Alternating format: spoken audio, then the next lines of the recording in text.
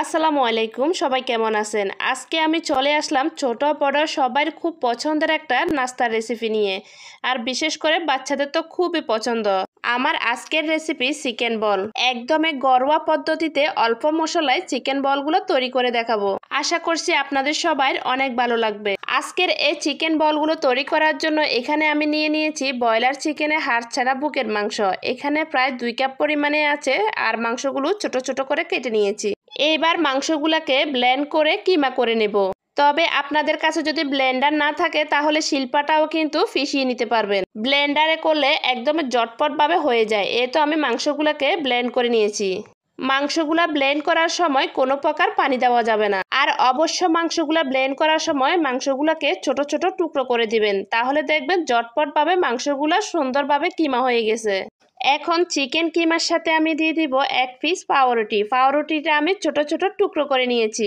এবার দিব 5-6টা কাঁচামরিচ। কাঁচামরিচগুলোকে আমি ছোট ছোট করে কেটে নিয়েছি। এবার দিব একটা ডিম। ডিমটা অবশ্যই দিতে হবে, তাহলে কিন্তু চিকেন বলগুলো অনেকখানি সফট হবে। দিয়েছি 1 চামচ আদা বাটা, 1 চামচ রসুন বাটা, হাফ চা চামচ গোলমরিচের গুঁড়ো। আমি এখানে কালো গোলমরিচের গুঁড়াটা দিয়েছি, আপনারা চাইলে সাদা গোলমরিচের গুঁড়াটাও দিতে পারেন। দিয়েছি স্বাদ মতো লবণ আর 2 চামচ পরিমাণে কর্নফ্লাওয়ার। সব উপকরণ দেওয়া শেষ, আবারও সবকিছু একসাথে ব্লেন্ড করে নেব। এই চিকেন বলগুলো বাচ্চাদের কিন্তু খুবই পছন্দ। আপনারা চাইলে এগুলো ফ্রোজেন করে বাচ্চাদের টিফিনে অথবা বিকালের নাস্তাও দিতে পারেন। এই তো আমি সবকিছু একসাথে ব্লেন্ড করে নিয়েছি। এখন বল বানানোর জন্য একদমই তৈরি হয়ে গেছে।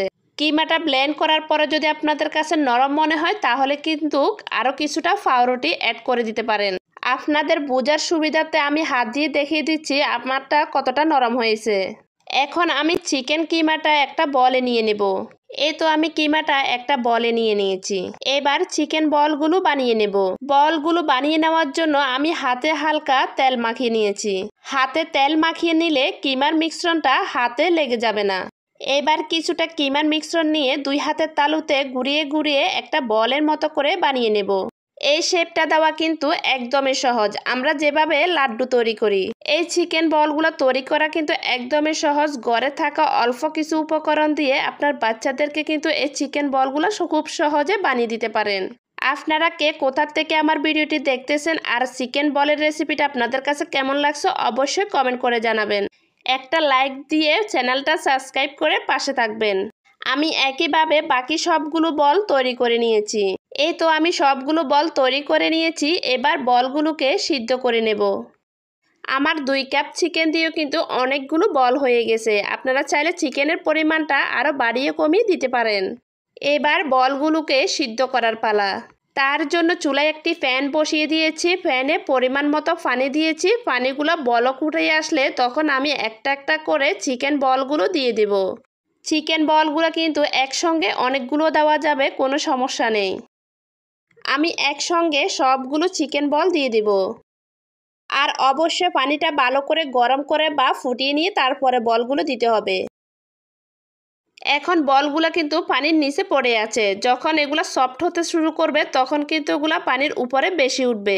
বলগুলো দিয়ে আমি হালকা করে একটু নেড়ে চেড়ে দিচ্ছি। খুব বেশি জোরে কিন্তু নাড়া যাবে না, তাহলে কিন্তু এখন ভেঙে যাবে। বলগুলোকে নেড়ে দিয়ে 3 থেকে 4 মিনিট বলগুলো সিদ্ধ করে নেব। বলগুলো 3-4 মিনিট সিদ্ধ করলে কিন্তু হয়ে যাবে। এর থেকে বেশি সিদ্ধ করতে গেলে বলগুলো শক্ত হয়ে যাবে। পানিটা যখন আবার ভালো করে বলক ফুটা শুরু করবে আর বলগুলো কিন্তু স্পঞ্জি হওয়া শুরু করবে, তখন কিন্তু বলগুলো আস্তে আস্তে উপরে বেশি উঠবে। এই তো বলগুলো কিন্তু উপরের দিকে বেশি উঠছে। এখন আমি ভালো করে আর একটু নেড়ে চেড়ে দিচ্ছি।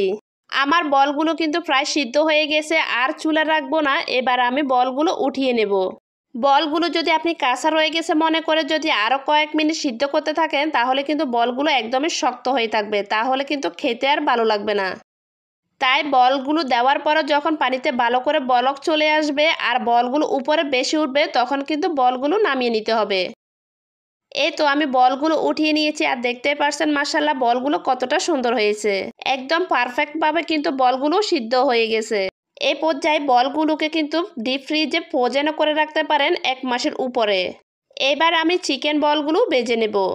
এই চিকেন বলগুলো ভাজার জন্য একটি প্যানে আমি 2 টেবিল চামচ পরিমাণে তেল দিয়ে দিয়েছি। তেলটা হালকা গরম হয়ে আসলে সবগুলো চিকেন বল আমি তেলে দিয়ে দিব। আপনারা চাইলে কিন্তু এই চিকেন বলগুলো ডুবো তেলেও ভাজতে পারেন, আবার হালকা তেলেও ভাজতে পারেন। আমি কিন্তু খুবই অল্প তেলে কিন্তু এগুলো ভাজতেছি। চিকেন বলগুলো যেহেতু সিদ্ধ করা, তাই চিকেন বলগুলো কিন্তু বেশি সময় ধরে ভাজার দরকার নেই। চুলা মিডিয়াম আঁচে রেখে 4 থেকে 5 মিনিট ধরে ভাজলেই হবে। আমি চিকেন বলগুলোকে আমার একটা পছন্দ কালার আসা পর্যন্ত ভেজে নেব। আপনারা চাইলে চিকেন বলগুলো একদম ব্রাউন কালারও করে নিতে পারেন বা হালকা সাদা রেখেও নামিয়ে নিতে পারেন। যখন আমার পছন্দের কালার হয়ে আসছে তখন আমি চিকেন বলগুলো নামিয়ে নেব। এর মধ্যে কিন্তু হাতের নাগালে থাকা উপকরণ দিয়ে তৈরি হয়ে গেল অনেক মজাদার চিকেন বল। আর এই চিকেন বলগুলো দেখতে যেমন লোভনীয়, খেতেও কিন্তু অনেক মজার। আর এটা কিন্তু বাচ্চাদের অনেক পছন্দের খাবার। বাচ্চারা যদি কোনো কিছু নাও খায়, এটা কিন্তু চেটেপুটে খাবে। আর এটা কিন্তু বিকালের নাস্তা বা বাচ্চাদের টিফিনের জন্য খুব সুন্দর একটা মজাদার আইটেম। তাই এগুলো তৈরি করার সময় একটু বেশি করে তৈরি করে ডিপ ফ্রিজে সংরক্ষণ করে বাচ্চাদেরকে যখন তখন এগুলো ভেজে দিতে পারবেন। ছোট থেকে বড় সবাই কিন্তু এই ধরনের নাস্তাগুলো খুব বেশি পছন্দ করে।